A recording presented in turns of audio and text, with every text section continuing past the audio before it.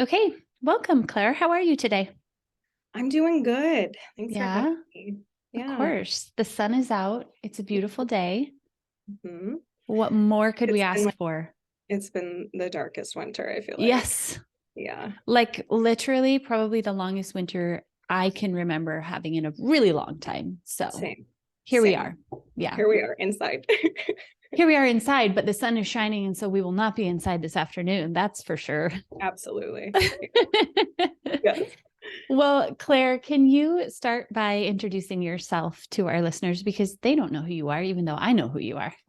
Yeah. So my name is Claire Collins Thompson, and I'm a licensed mental health therapist. I am a mom.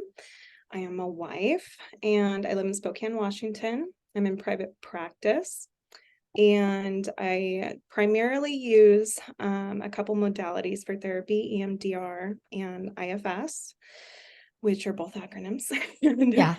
we can Well, maybe and we'll get get into into that. that. We'll get into Yeah, that. we'll get into that. But yeah, I kind of just balance. I try to juggle being a mom, being a therapist, taking care of others, taking care of myself, and Mhm. yeah, all of that. Thank you. Yeah. I love everything that you do, including, we're just going to go on a tangent for a second. I feel like you have a homestead. That's what I feel like. What do you mean? Like you like grow stuff in your yard and like eat it and like Yes. so that's my definition of a homestead. Yeah. Don't you have Yeah. chickens now too or something? No, that's the next Okay, mission, but we want to travel this summer, and so I think maybe we got in to the wait on the fall chickens. we're gonna wait on the chickens. Yeah. So when I Okay. hear homestead, I'm like cattle and horses and I 20-acre mean, farm. listen, that's actually probably what a homestead is, Okay. but the fact that you grow food that you eat in my mind is like, that's a homestead. Oh my gosh, you are I, like, I will take that. I will take that. The raspberries grow themselves. I don't have to do anything there. that's amazing. I do have raspberries, they do grow Mhm. themselves. I also have strawberries that I do, they usually rot in my garden before we pick them. We have strawberries and they always get eaten by the critters. So I feel like Oh, that's my offering to nature is like, there you here's some go. yummy goodness. Yeah. And then I'll just buy them at the store. Yeah, there you go. Yeah, That's better than ours just rot and then the ground enjoys them, I guess. I that's don't fair. know. It's good for the But soil. how do you do that? How do you know like how to grow things? I can't grow things. Mm.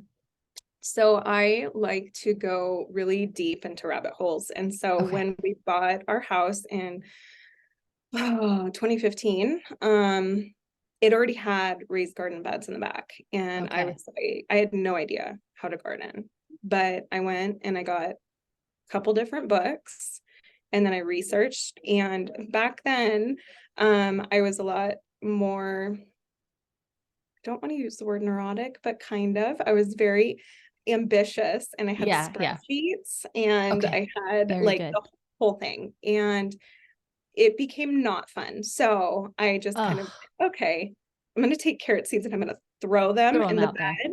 Yeah. And if it works, it works. And so the square foot gardening method has been really helpful for me. Okay. So that's a whole thing.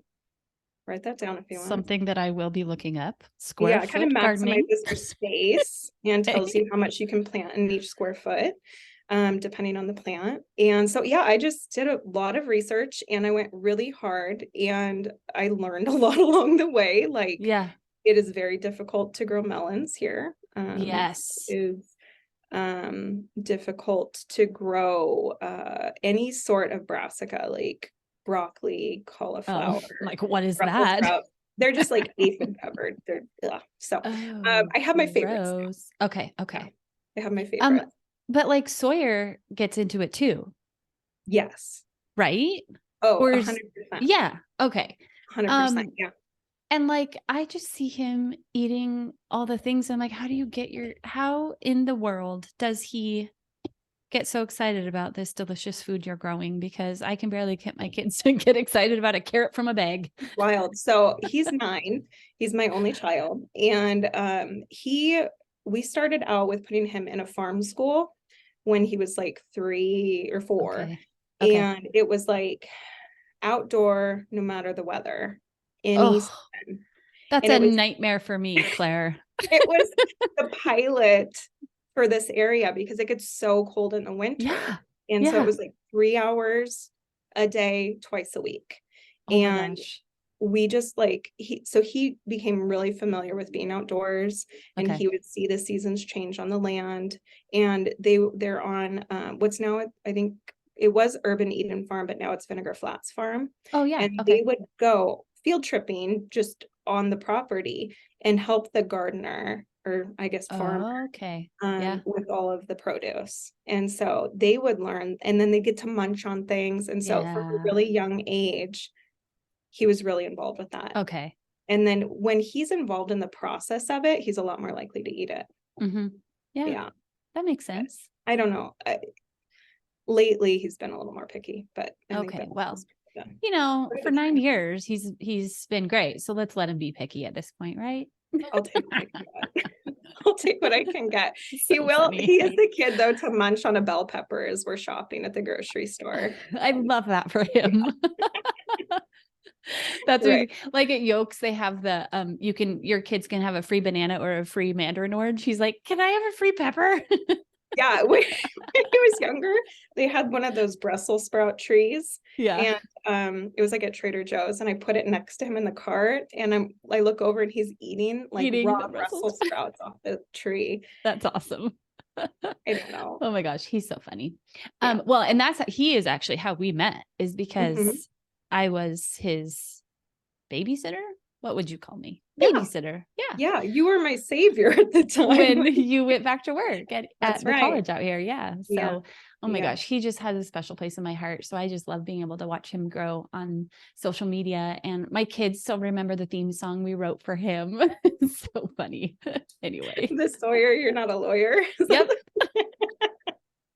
Yeah. They still remember it. We loved having him. But anyway, Oh, it okay. was So let's talk about why you're here now, shall we? all right. Yeah, so let's get into it. Yeah. So I know about you that you are a cancer survivor. Yeah. And so I would love for you to share as much or as little as you want about that journey for you and how it came about, how you found it. How did you still continue being such an amazing mama during that time?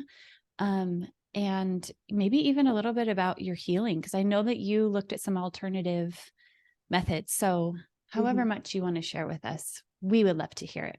For sure. So I guess to start the story off, you kind of have to backtrack a little bit. And what I'll say is when I had Sawyer, I found out I was pregnant about 2 weeks before getting my master's and graduating, which Amazing. God is the best timing. Yeah. It's just like, Yeah. here you go. And I had already signed up to teach a Psych 100 course out at Eastern. And so the baby was a wrench in the plans to me at the time. Yeah. I was like, Yeah. no, I have this whole, Chris and I had been together about 10 years at that point. We hadn't gotten pregnant, and we literally had a conversation about a month before, like, maybe let's just not have kids. Maybe let's just Yeah. not, and we'll just Oh my like gosh. travel and Yeah. do all that. So that it was a really, really hard adjustment for me having him. And throughout grad school, I was just really stressed out. I, liked to get the 4.0, do all the things, like just push myself. And I was really exhausted. So that summer was supposed to be my rest kind of summer. And it was like full of nausea and all that. Yeah. And it was a hard adjustment for me because I had seen what my life was going to do. All my friends were getting these jobs in the mental health field. And I did that quarter of teaching in the fall, very, very pregnant, 240 students. Yeah. And that was fun, but it was a lot because when you start teaching, it's a lot of developing the course and 240 freshmen who've never done, most of them had never done college before. Yeah. So there was a lot of for lack of a better term, Hand hand-holding. holding. Yeah. Yeah, that had to happen. So it was a lot. I was pouring a lot into it. And so fast forward, I have Sawyer in 2014, and it was just a really hard adjustment for me. Mm-hmm. He was very colicky, as you Mm-hmm. kind of might remember. He Mm-hmm. was very fussy, and I just didn't really know how to deal. And Mm-hmm. so I was just feeling a lot of stress. He was probably feeling that off of me. When I Sure. say probably, he was. He He was was. Yeah. in utero too, Yeah. right? Oh, So for sure. in Yeah. utero, he was feeling that. Out of the womb, he was feeling that. And I was trying to find my way because all of my peers, all of my friends were in a very different place in life than I was. And I was just trying to make it work, trying to figure it out. And uh, so, all that to say, that was a lot of stress Mm-hmm. that my body was under. And I Yeah. just got out of grad school stress, that stress. Yeah. Um, and then things kind of settled for a bit. I kind of found a little bit of a rhythm, and Mm-hmm. then I was offered a teaching job out at Eastern again, and that's when I met you, and you Yay. graciously watched him while I did that, and it felt like, okay, maybe I can have my life and be a mama. Mama. Maybe it's Yeah. not over, right? Sure. And that felt like a really great balance for me. Although again, I had a lot of what Brene Brown, I think, was the one who used perfect, perform, please parts of me Yeah. that Yeah. would really push, really push. And so I enjoyed it, but again, I think I was my own worst enemy. I was stressing Mm-hmm. myself out. Mm-hmm. Then I never finished my thesis in grad school. So in order to do counseling, in order to have my degree, they give you a limit on how long you can take to finish your thesis. And Mm-hmm. so uh, I want to say that it was in maybe 2015 that I had reached out to you again to Mm-hmm. see if you could watch Sawyer a little bit while I was working on that. On And that. Yeah. that was a really difficult thing for me to do. It was like, Mm. when you're in the like new mama stage and like you're just tired Yeah. and your brain just doesn't feel like it's going on all Yeah. cylinders. And Because it's probably not. it's probably, 'cause how could you be, I it's know. just trying to So much. breastfeed and Yeah. like all the things. And um so that was a big undertaking. Then and this will all make sense. I'm getting Yeah. there. You're good. You're good. Um, and then we decided to buy a house. So I was finishing up my thesis. We bought a house. We moved. We're remodeling the house. Yeah. I was During going to say, didn't you do a lot of work on the house too? a lot of work, and I did it Yeah. myself. Yeah. Yeah, and during this time, I was feeling really fatigued. I Mm-hmm. went to the doctor, and he said, it sounds like you might have like a mild narcolepsy. Do you want some Adderall? Hmm. Sure, let's try it out. Okay. Yeah. And what happened was I really liked it because it gave me a lot of energy Yeah. and it helped me get stuff done. Mm-hmm. And so I was doing that instead of listening to my body Mm. and what it was trying to tell me to slow down. Yeah. I pushed. Yeah. And so we bought the house. We started living with Chris's mom, my Mm-hmm. husband, during the remodel. And so I would watch Sawyer during the day while Chris was at school. He was about 1.5, and so he was Mm-hmm. into everything at grandma's house. After Chris got home, he's like, "Do you want me to go work on the house?" And I was like, "No, I need out of here. Mm-hmm. Mm-hmm. Let me go." And so I would go and work on the house. And during that time, I was staining the wood floors, doing polyurethane. I was Mm-hmm. painting. I was listening to audiobooks, and to me, it was kind of fun, but I wasn't wearing adequate protection. Sure. And I was breathing in a lot Oh, of these chemicals. And I chemicals. would Yeah. come back at night and I would feel nauseous. And a couple times I puked. Oh my And gosh. yeah. And I told Chris, I was like, I need to wear a Yeah. respirator or something. And so we got one. Um, and I had windows open. I thought that was enough. And Yeah. so it's kind of this perfect storm that's leading Mm-hmm. up, right? So we move into our house and I start losing weight, and I think maybe it's a side effect of the Adderall. And I start getting a cough here Mm. and there. I go into the doctor, they give me an inhaler. Mm. They don't do any scans. They, you know, because Yeah. you're young, you're a mom. I was Yeah. about 35, uh, and so I just said, okay, okay, Yeah. right. And time goes on, time goes on. This is about 2016 now. Sawyer's about 2. And I think it was in the fall of 2016, I found out I was pregnant with our second baby. Mhm. And um, you might want to put a trigger warning in here, but I Okay. ended up miscarrying. Mhm. And it was about in October of 2016. And I Okay. was really devastated about that. I Yeah. was really excited. So it was about 2.5. I was like, this Mhm. is a good age gap. Um, I was really excited. And so that was Yeah. devastating for me. Yeah. And then literally a couple weeks later, I find a swollen lymph node near my Okay. collarbone. And I, of course, am Dr. Google. I'm looking at Yeah. all that, right?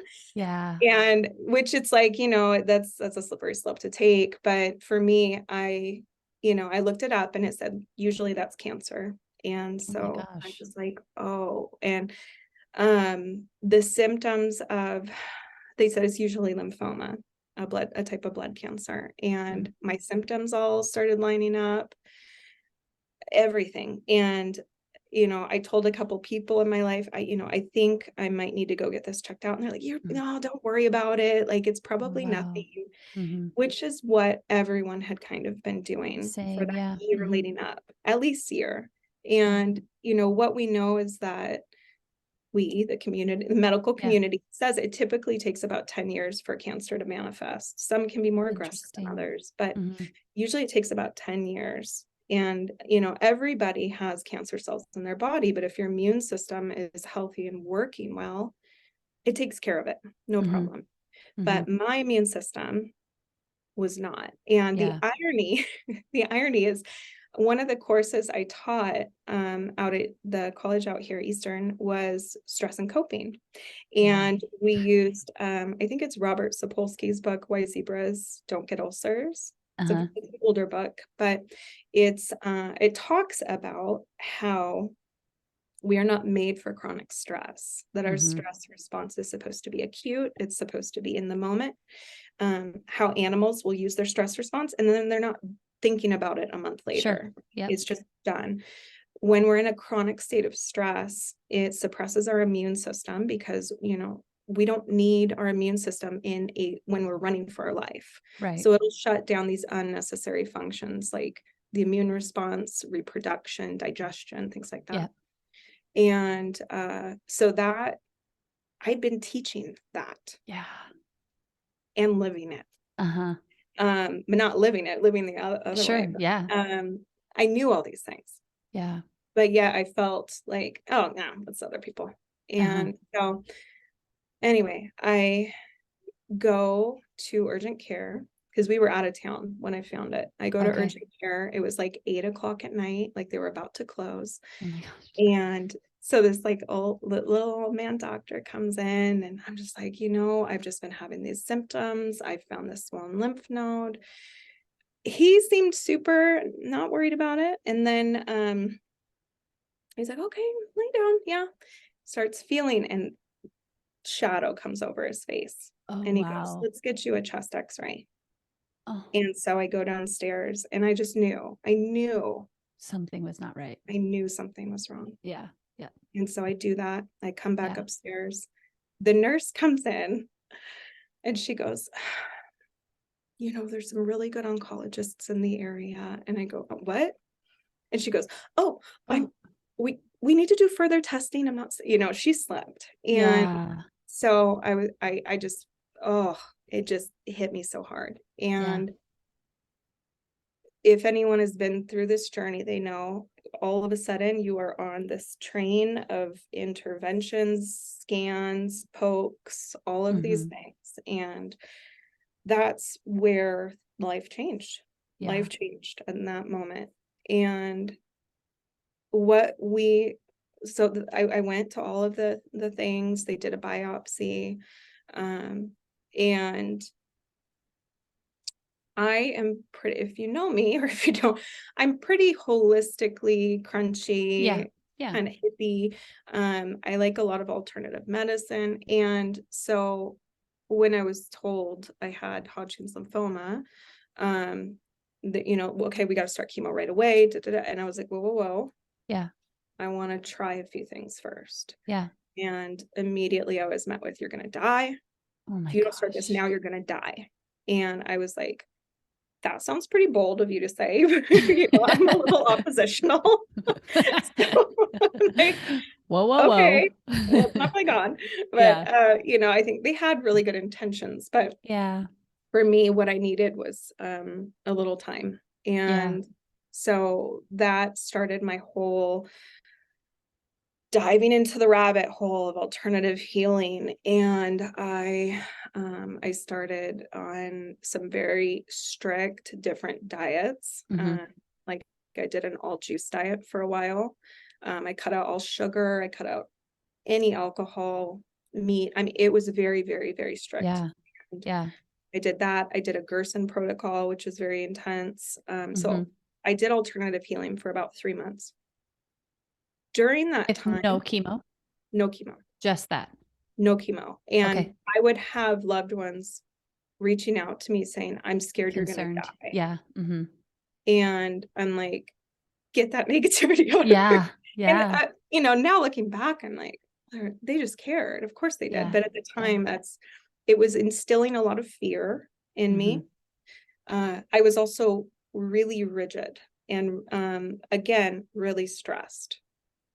Yeah. And the body can't heal no matter what you're putting into it, what supplements, what nutrition. If you're in that chronic state of stress, you cannot heal. Yeah. And so, there's still a part of me that's like, maybe it could have worked. But I called up one of my my at the time naturopath who had moved Hmm. to Seattle. And I said, look, here's what's going on. I'm trying all these things. Nothing seems to be working. I'm getting worse. And she said, if you were my sister, I'd tell you to go get chemo. And I said, Mm. okay. Yeah. So at that point, I got a different oncologist because I had been pretty mean to the last one, to be honest. Okay. Like I was like, you don't know what you're talking about. She's like, Yeah. nutrition has nothing to do with this. I'm like, that's not true. So Yeah. we went back and forth and I was like, it's probably not good. Like we Yeah. should get it on. And I had a wonderful conversation with my who was my oncologist that I had interviewed at the time. He sounds like Gru from Despicable Me. He's from Okay. Croatia and he is so lovely. Yeah. And he he was like, we got to do this or you're gonna Mm. die. You have a son. Mm. And I was like, yeah, okay, Yeah. okay. And so I let that Yeah. go. Hmm. And that's when I started chemo. Okay. And so what I'll say is during this time of natural healing, Yeah. I was also raising Sawyer, who was Yeah. then a 2.5-year-old, highly energetic Very boy. active. Yes. He, he he has been diagnosed with something that causes inability to focus. Sure. Sure. He's very energetic. Yeah. And it was just so difficult to try to like make all my juices and do the protocols. Yeah. And there was one, you can cut this out if you want, but there was one time, the Gerson protocol is a natural healing protocol that Yeah. involves coffee enemas. Now, if you don't know Okay. what that is, you can look it up, but it's I different. won't put that in the show notes. So that's different. I think we can all figure But out it's what that is. supposed to aid with detoxification. So Okay. I was in the bathroom and doing my thing, and I just hear Oh happen, no. right? And so I finish up, I go out there, and it was just like lentils all over the floor, Oh right? no. Yeah. And within like a very short period of time, Yeah. and I just started crying because I was Mhm. like, I can't do this. Mhm. I can't. And Yeah. I know my journey is very different than some others, but um in that in that aspect though, trying to heal yourself and trying to be a mom, it Mhm. was not happening. And so what we did is we started reaching out for support. Because I had had friends bringing dinners by Yeah. during this time, bringing groceries by. The support was overwhelming, but I didn't really have support for Sawyer. And Yeah. when I started chemo, I knew I would need more Mhm. because Chris had to keep working. Yeah. And so um, we we found out that there was financial assistance for childcare through the YMCA, Okay. and so we started bringing him there. And that was really difficult for me because my goal was attachment parenting. My Yeah. like he was my bud. We were Yeah. together All the time. Mhm. all the time. And then all of a sudden, Yeah. he's gone for Mhm. all day. And he would scream when we Oh. dropped him off and reach, Oh. and it was the most heartbreaking, Mhm. the most heartbreaking. And I was just like, I don't know what else to do. Right? Yeah, Yeah, because yeah, you keep him home and he's not getting what, he's not getting the best of you. no. So He's sometimes, watching screens for hours, which no yeah. judgment. Like we need to do Right. what We need we to need do to what we need do, to do. Totally. but for us, it wasn't sustainable. He Yeah. was two and needed to run around and Yeah. play. Be So active. yeah, Yeah. yeah, yeah. And so we started doing that, and he did adjust. It did get easier. Mhm. Um, during that time, though, chemo at first is not. I'll say it's not that bad. The symptoms, they kind of build on each other the Okay. more you take. And so they put me on a 6 month, every other week regimen. Okay.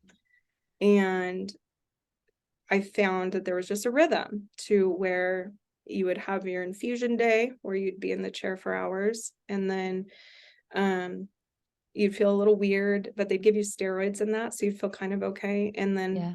the rest of that week, it was just a down week. And Yeah.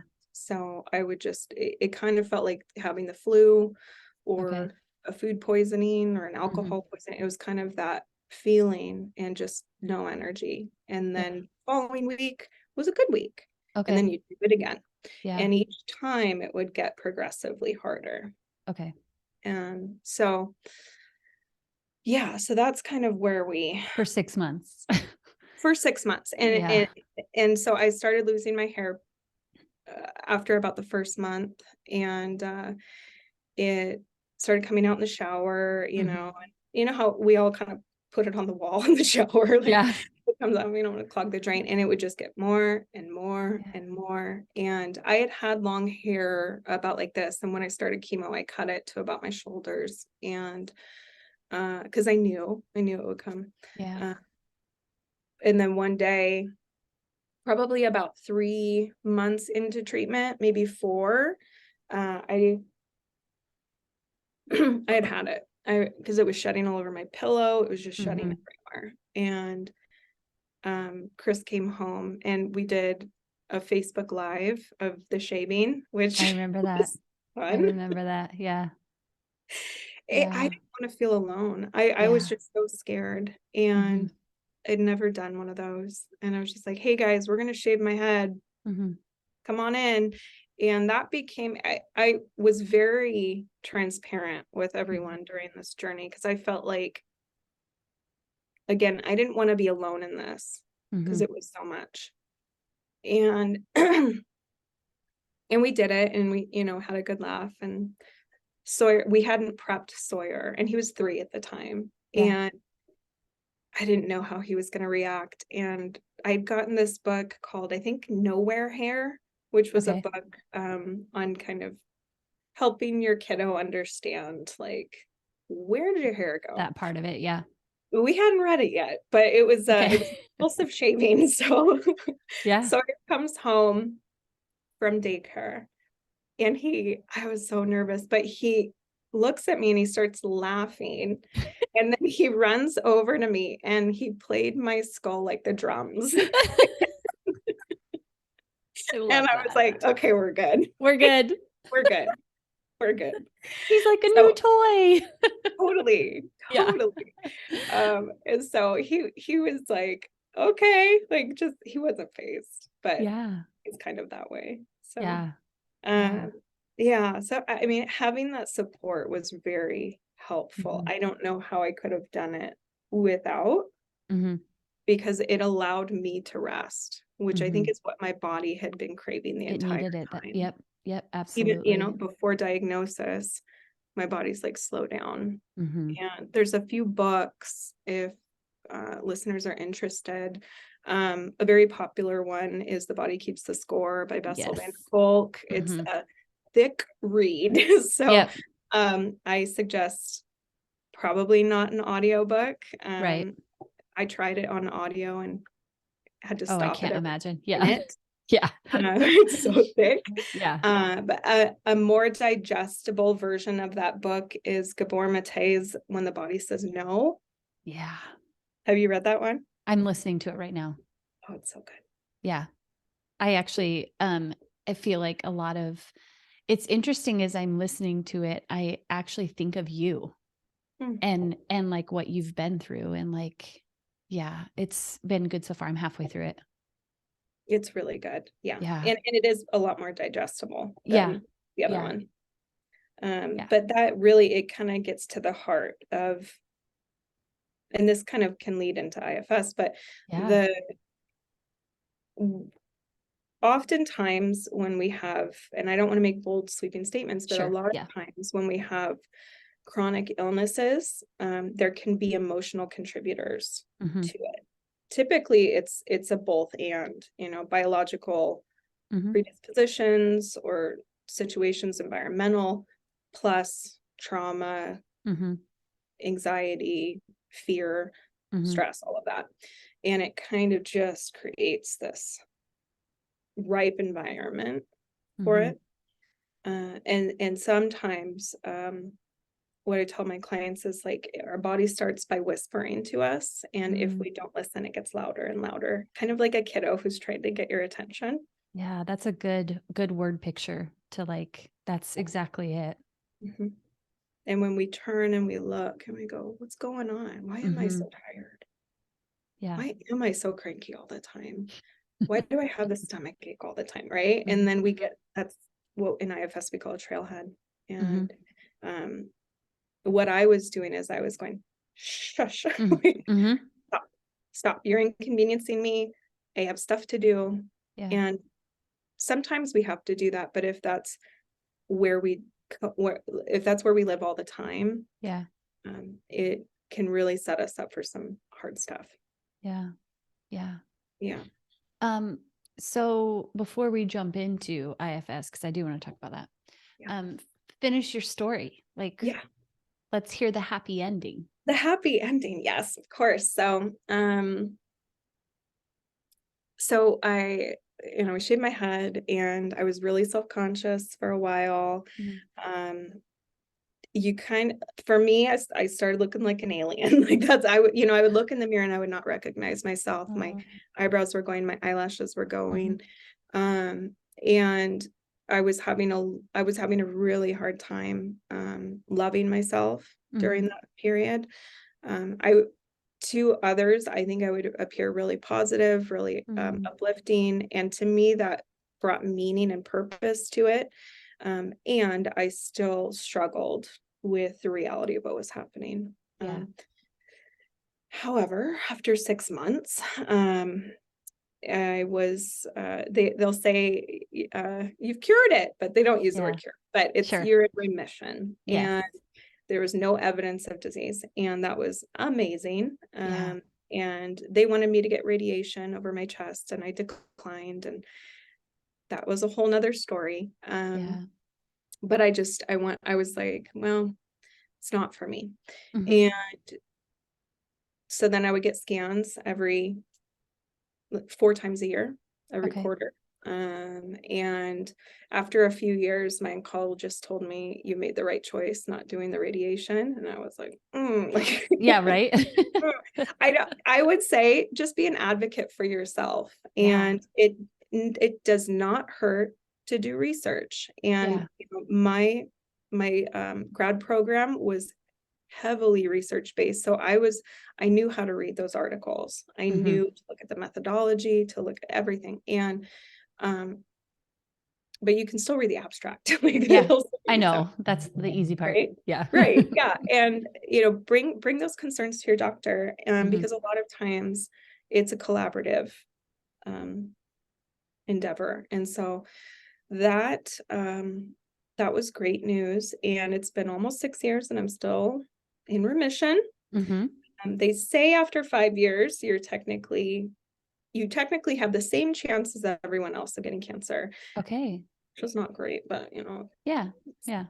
but it's still better. Better. Mhm. Because they're saying, did we get all the cells or are Mhm. they going to multiply again? So, Mhm. yeah, I am still, I get scans once a year, and I try to just support my body and my immune system. Mhm. Stress is the major thing that I focus on. Yeah. And sometimes stress is unavoidable. Right. And and there are still things we can do to calm down our nervous system. There's still things we can do to step out. Our breath is always with us. We can work on Mhm. that. And so every day is a new day, and some days I cope more effectively than others, but it's kind of my why is like, I do this so that I can stay healthy, to be there for my family, my loved ones, and for myself. Yeah. Yeah. Yeah. So that's the good news. That is the good news. Mhm, Yeah. mhm, Well, and you also continue to give back to others because you're an amazing therapist. And I would love for you to tell us about IFS because I think it's so interesting.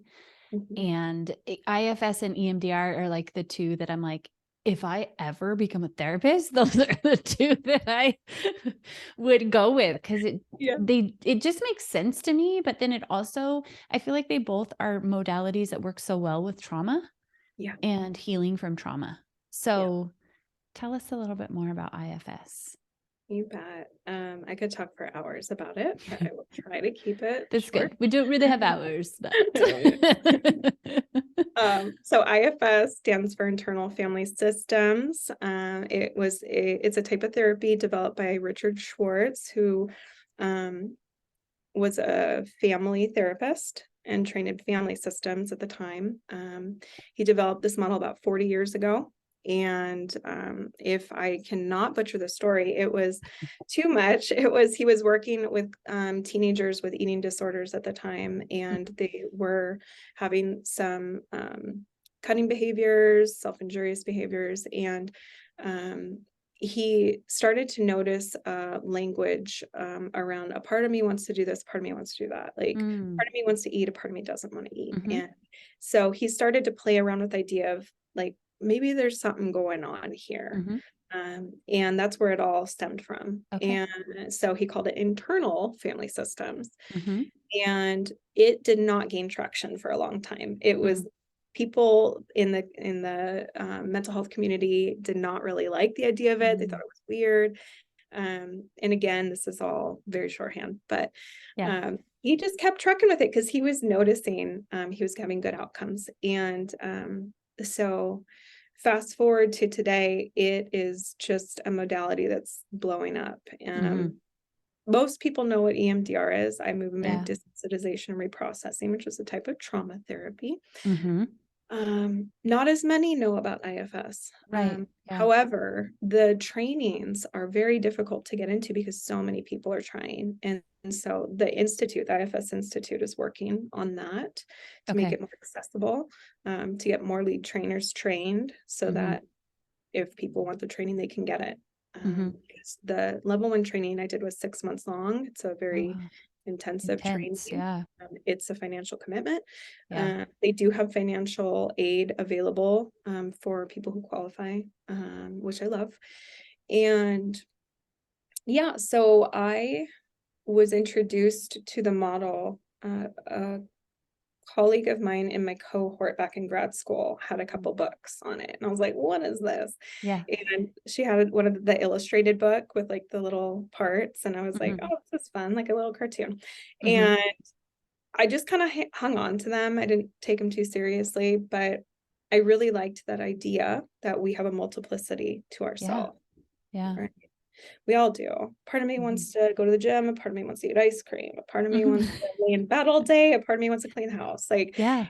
we all have that within us. And there is in some modalities in therapy, there's this want to have good parts and bad parts, and we just push the bad parts away. Mhm. And in IFS, we get curious about Yeah. those parts. And the idea is that all parts of us have a good intention. The impact may not be good. Mhm. So the part is, so say we have a cutting part. Um, the intention is to try to help soothe the pain. Yeah. The impact is harmful. Sure. And so we can look at that part and go, what are you trying to do for this person? Yeah. And, I got a better way Mhm. Yeah. if you want. If you want. And, when we try to strong arm parts of ourselves, it tends to not work so well. But when we get Yeah. curious and we get compassionate, something magic happens. And Yeah. these parts, like, they go from like really rigid and like strong and not moving to like they soften and they're just like, I am so tired. I don't like this. I don't Mhm. like parts of her hate that I cut. And I Mhm. want to do it different. I just don't feel like I can, because if I don't Mhm. do this, maybe that part that wants to hurt her worse is going to come in. Yeah. So we start to bring compassion to the system, and it's just like with parenting, right? Like the more softness and love we can bring, the more help we bring, because we bring that connection, Yeah. bring that Yeah. connection. And so I I was originally trained in attachment theory, Okay. and the therapist is the, secure attachment and all that. Yeah. Look, pressure. And so Yeah. Yeah. and what IFS is it's basically internal attachment work. Uh-huh. And it's saying you have all the resources you need within you, Inside you. Yeah. inside of you, and they've kind of been covered up because of all this trauma. Yeah. But what if there was another way? Would you be open to that possibility? Yeah. And it can take, especially, I have a lot of folks in my practice who are have CPTSD. In IFS, we don't like to do diagnostics, but I mean, it's Okay. complex trauma. Yep. And it takes a little longer, but there is this softening that happens. And Yeah. once the client feels that, Yeah. it's beautiful. And then Yeah. they realize, oh, I don't have to go searching for all these things and like trying all these different things. It's within me the whole time. Mhm. And for my clients who are Christian, I will talk about spirit-led self, and Mhm. it's kind of like the Holy Spirit that's within us. Mhm. And that imagery and bringing Jesus in, that helps a lot. Mhm.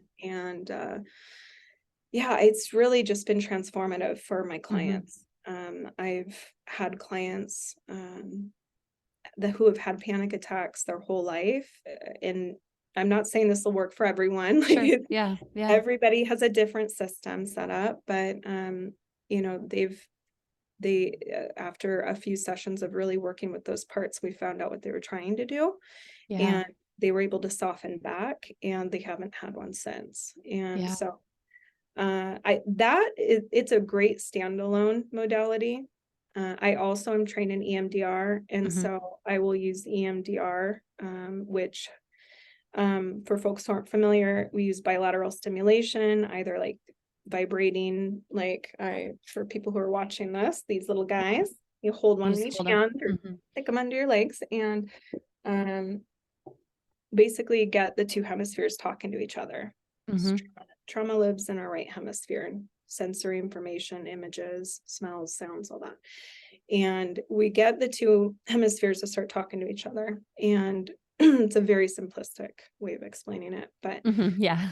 sometimes when we're doing EMDR, we get blocks that come up, Mhm. like someone's mind goes blank or they start to dissociate, or they will totally start thinking of something else, and Mhm. can kind of slow it down and go, what just happened right there? Mhm. I noticed, there it seems like a part came in. I'm wondering if we can get to know what happened. Why'd Yeah. that part feel like it needed to come in? Sure. And it makes the process more gentle. Yeah. And something that I heard in one of my trainings recently was a phrase, we go at the speed of trust. Mm. And I love that phrase. Yeah. Yeah. And we have to go at the speed of trust because Mhm. we heal when we feel safe. Yeah. That's it right there. I mean, our Yeah, kids heal when they feel safe, that's right. right? It goes that we heal when we feel safe. Our bodies can heal when it feel like that. It just is like universal, That's right. right? That's right. Yeah. That's right. Yeah. And part of that safety is feeling in connection. A lot Mhm. of trauma, we feel alone in it.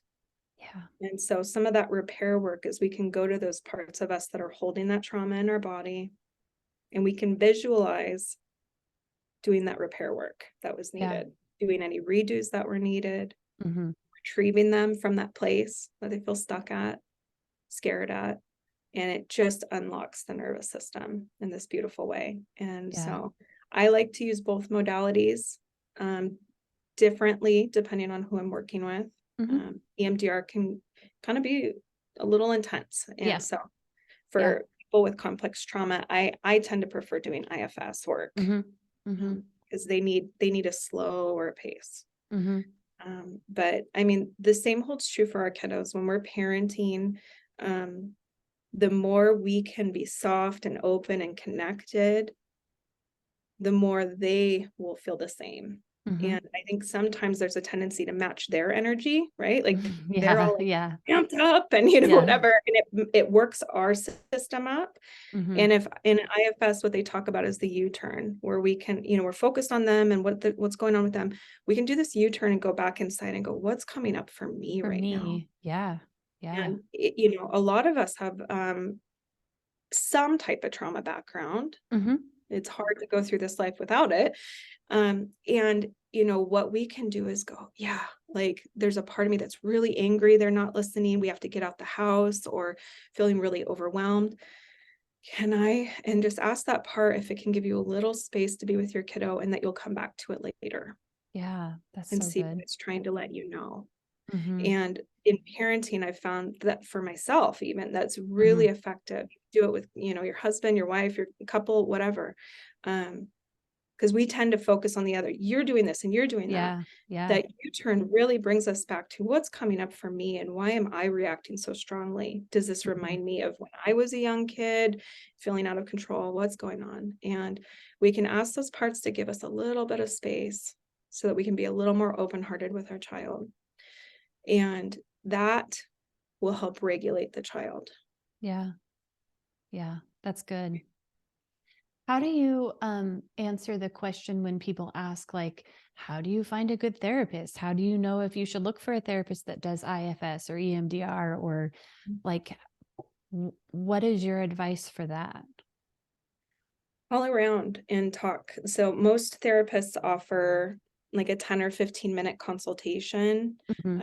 I do know a lot of therapists are very busy right now. Yeah. They have wait lists, but there's always therapists out there. Yeah. No matter if you're getting, oh, we have a wait list, oh, we have a wait list, keep trying, Yeah. excuse me, and see if you can have a phone chat with the therapist and see if you click. Yeah. Ask them what kind of therapy do you do? Um, and do you want a male therapist? Do you want a female Mhm. therapist? I mean, there's so many options available. Some take insurance, some don't. Mhm. Um, you have to figure out what's right for you. And if you do meet with a therapist and you don't feel like there's a good connection or something's off, you have the right to say, I don't think this is working. Yeah. And can I get some other referrals? Yeah. Yeah. Because you're hiring the therapist. Right. I think that is something that I come across a lot is working with parents who are like, well, I just, I'm not really like, then find a new therapist. It's Right. okay. But Yes. I think some of that is just like, well, will I hurt their feelings? Am I going to make them feel like they're a bad person because I'm not clicking with, but the reality is it's our healing. And so we need to do what's best for us.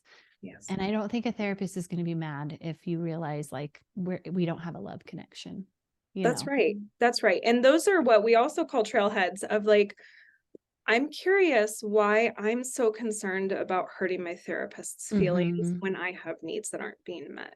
Mhm. Yeah, And right if you there. can, you are welcome to bring that up in session. Be Yeah. like, I have this, that's a hard thing to do. Mhm.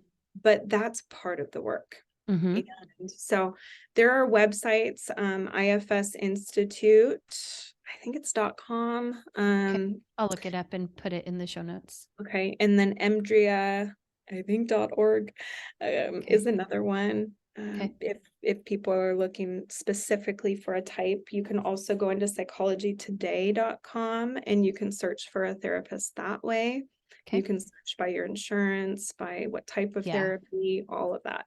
Okay. And then you just start calling. And Yeah. what I will say is some therapists are so busy and overwhelmed, they're not calling people back. I wish they would. Yeah. Um, I've been guilty of it a few times, of just slipping through the cracks, but I really try to call everyone back, and at least let them know and give them referrals. Yeah. So don't give up is what I would say. Yeah. You Yeah. just, and there are parts of us that bring us into therapy, and there are parts of us that don't want to be in therapy. Yep, that's So right. And we'll if try and you talk us feel out that of it. ambivalence, that's normal. Like Yeah. Yeah. that's all of us. Yeah. Yeah. Okay. And we can start with, um, tell me about the parts that don't want to be here. What are they afraid of? Mhm. Mhm. Yeah. Because Get curious. that's it. Yeah, Yep. get curious. So Yeah. that's what I would say if Okay. you're looking for one, been thinking about it for a while, things aren't shifting. Sometimes we just need to sit with someone else in it Yeah. and have them. There was this one meme where there was this like ball of yarn above the person's head, and the therapist was like slowly like rolling the Unravel. yarn Yeah. up and organizing it. That's kind of it. Yeah, that it Yeah. is. Yeah, that's a Yeah. good, yeah. Yeah. Well, we are coming to the end of our time, but I do have two more questions for you that I ask all of my guests. The first one is, what do you wish more people would think about when it comes to trauma? Mm. Oh, that's such a good question. I'm sitting with this for a moment. You're good. It takes time to Hmm. heal. Hmm. Yeah. There can be parts of you that are so desperate to relieve the pain. You've held on to it so many years, and maybe you go into therapy and you're like, oh, thankfully, like I'm here, like Hmm. fix me, like let's do this. And what I keep coming back to with a lot of people is we have to go slow to go fast. Yeah. In Yeah. this type of work, it takes a little bit of time because your nervous system is so dysregulated. Mhm.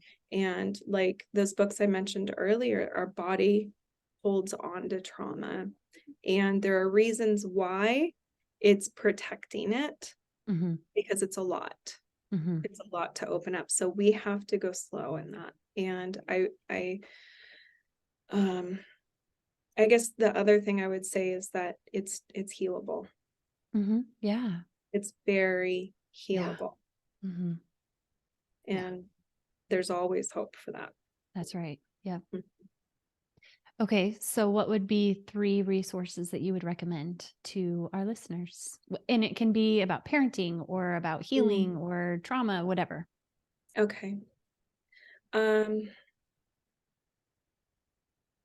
I have so many great resources.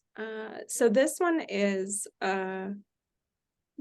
not related to what we were talking about today, Okay. but my I know someone who works at this place and it's lovely. It's called Maddie's Place. Have you heard of it? Yes. Yes. Have I heard of it? Oh, oh, it's Yeah. magical. And Mm. so this place, for those that don't know, it's in Spokane, and they provide care for babies who are born with substance in their system. And they also provide care for the mamas Yeah.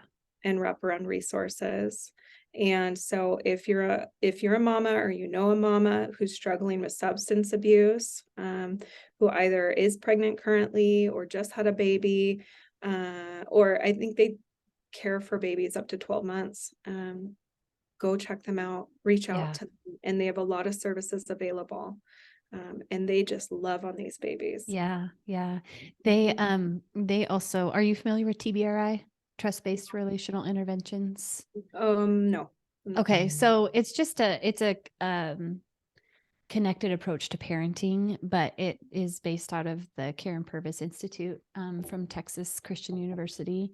Mhm. Anyway, they have, I don't know if she's on staff or if she's a volunteer, but they have someone who is training the mamas Mhm. on trust-based relational interventions, which is just another way to help our kids heal from what they have experienced. And we know that that can even happen in utero. Trauma can happen in utero. Yes. So I Yes. love that they are seeing the whole picture of, you know, helping these mamas be able to move forward in a positive, healthy direction. Yeah.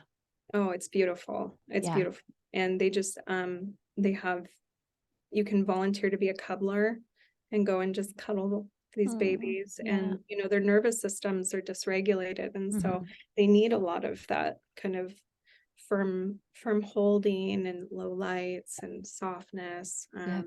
So I think that I was blown away by that resource. I Yeah. thought, Okay. wow. That's a good So one. there, that's one. The YMCA was a really great resource for me going through Mhm. cancer. They were so supportive. Mhm. I What I would do is I would go and work out some days that I felt okay enough, and even just sit in the sauna. And Mhm. I knew my kiddo was right there being cared for. They have a lot of services for the community. So Mhm. that was a great resource for me. Okay. And my naturopath has been wonderful at Okay. addressing not only my like building helping me build up my immune system, but also addressing emotional Mm. stuff. Mhm. Very attuned to that. His name is Dr. Jason Kinley, Okay. at Mountain View Vital Medicine Okay. here in Spokane. He's a naturopath, and kind of based in like family medicine, like a Okay. general practitioner. Okay. He's very attuned to the emotional aspects of healing, Yeah. which is what I'm all about. Yeah. Yeah. Absolutely. I love it. Okay. Well, we are done. I am sad because I just want to keep talking to you. Same. We just, Yeah, we can get together in real life, so we should probably just do we that. can do that. Yeah, that can happen. Yeah. So, well, Yeah. thank you so much. I appreciate you coming on and sharing your journey and your story and so many great resources. So, I will put all of everything you talked about, I'm going to put in the show notes because you really mentioned a lot of great information. So, thank you for that. Thank you for having me. This has been so Yeah. fun. Yay. Enjoy the sunshine You as and, well. hopefully it doesn't snow again. Don't say it. Oh my Thank gosh, you. buddy. Yeah.